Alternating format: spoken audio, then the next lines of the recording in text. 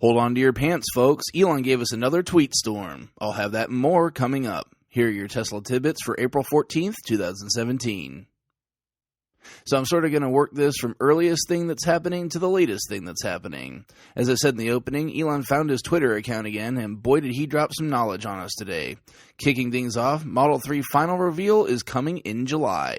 It was just a one-word answer to a random Twitter user, proving just bouncing random questions at him on Twitter can sometimes be fruitful, and it certainly cleared things up from an expectation standpoint.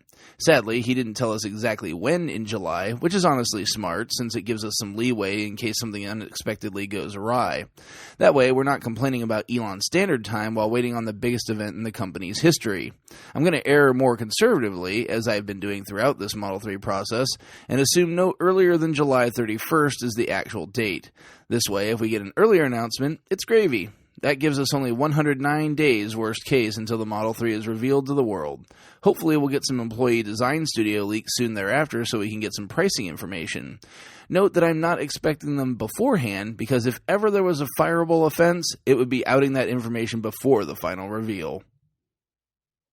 Elon's first bomb of the day actually came as he announced unprompted when the Tesla Semi would see the light of day.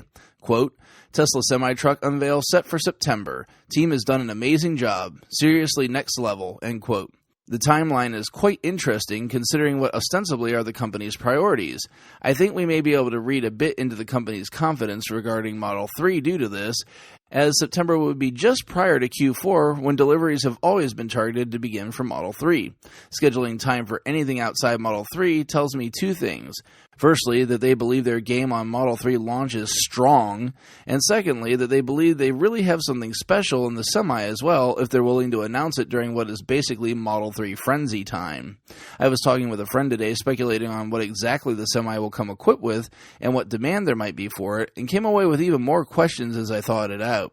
I look forward to having them answered in September.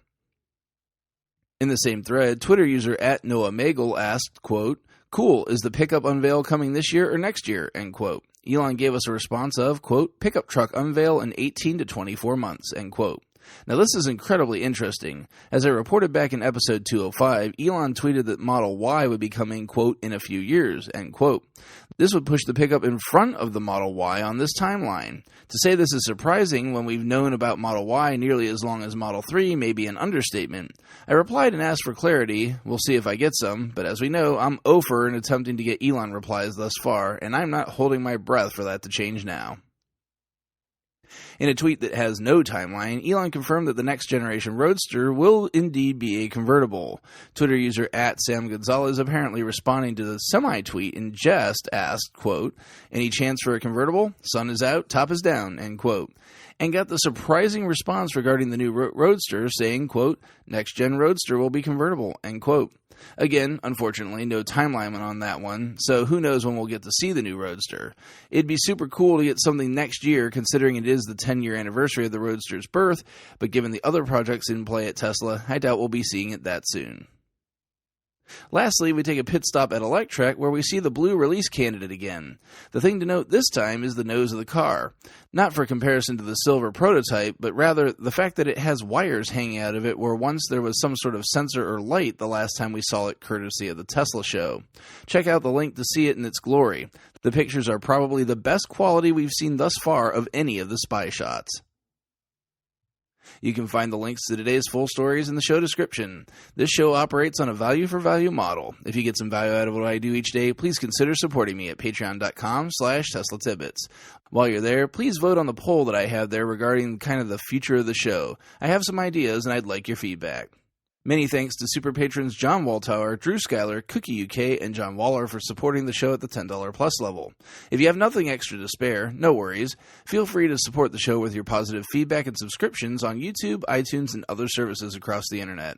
Lastly, if you're in the market for a Tesla, you can get yourself $1,000 off while supporting the show and super patron Drew Schuyler by using the referral link ts.la/Andrew1233. That's all for this week. If you have feedback for me, the best way to be heard is to tweet @Tesla Tidbits. See you back here on Monday. Until then, keep it charged and hit the road.